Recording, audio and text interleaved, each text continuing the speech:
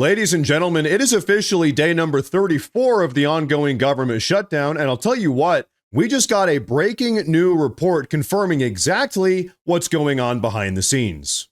And by the way, as a little bit of a spoiler here, all of this new information pretty much confirms that right this very moment, there's an all-out civil war currently raging inside of the Democrat Party. So make sure to stick around for today's entire video. I think you guys are going to like this one. But now, as many of you know, tomorrow, November 4th, is the New York City mayoral election in which anti-white Ugandan communist Zoran Mamdani is currently expected to squeeze out the victory. But what if I were to tell you it's this very New York City mayoral election that has actually ended up compelling Hakeem Jeffries and Chuck Schumer to manufacture this entire government shutdown? Well, as it would turn out, that's actually exactly what's going on here. Take a look. They're both from New York and they're terrified. You've watched their actions carefully. Many of you have not reported on it enough. Poor Hakeem Jeffries had to finally, he was forced to endorse Mamdani. And he's terrified that he now owns the results of that. Chuck Schumer's been dancing around the issue, but he knows he's darned if he does, darned if he doesn't. They're both terrified, and so that is the fear. This is a fact, and you should print it this way. The Schumer and Jeffries and their colleagues fear political retribution from the far-left activists in their party more than they fear the consequences of keeping the government closed for weeks on end. They fear that personally for their own political future, and they care more about that than they care about SNAP benefits flowing to hungry families, about air traffic controllers being paid so they can keep the skies safe, Border Patrol troops, and all the rest. It pales in comparison, and this is a simple summary that is a simple fact. It is extremism on the left that is the direct cause of American suffering right now. And so, ladies and gentlemen, I think this goes without saying, but everything he just said is absolutely true.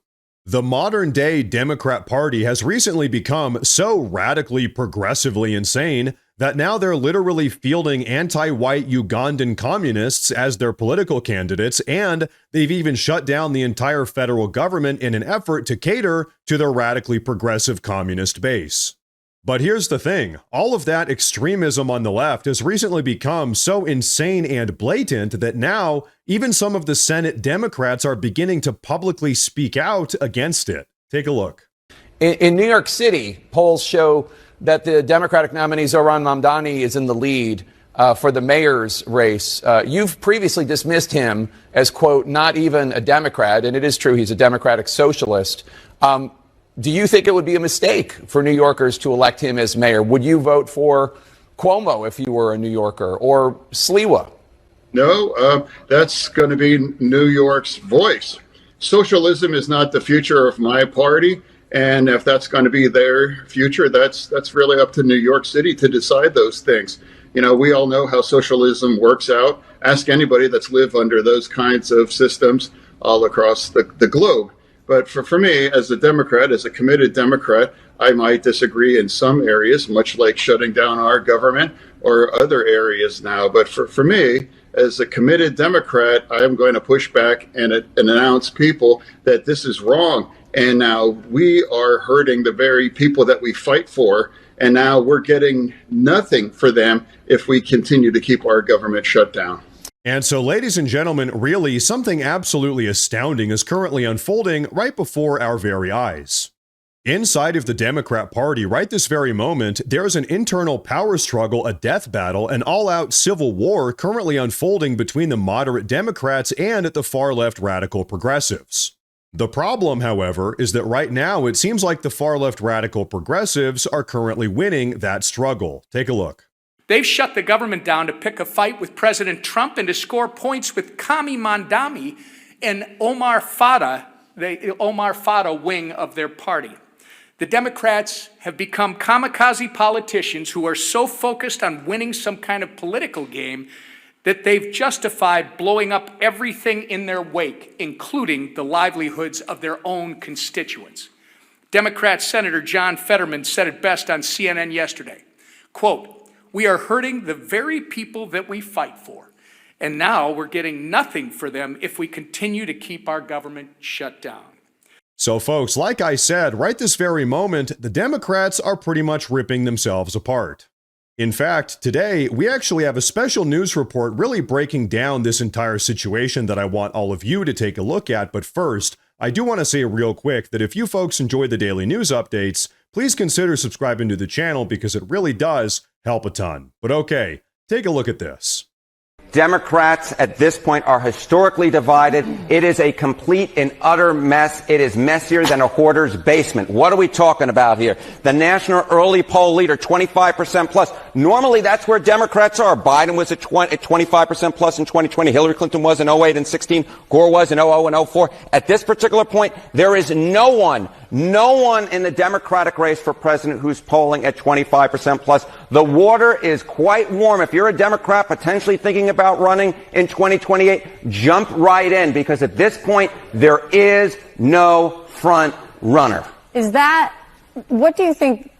Is that because how people view the Democratic Party right now, is that contributing to this? Yeah, I think that is in large part of what's going on, is one of the reasons why there is no front runner. Nobody wants to put anybody up at the top of their ballot list, is because at this particular point, the Democratic brand is in the basement. It is total and complete garbage in the mind of the American public. The Democratic Party's net favorable rating, record lows in all three. Wall Street Journal, 30 points underwater. CNN, 26 points underwater. Gallup, 26 points underwater. And that is being driven in large part by discontent within the Democratic base. The Democratic base wants something different. We'll ultimately end up seeing who they choose. It'll be quite the thing who ultimately gets the rose.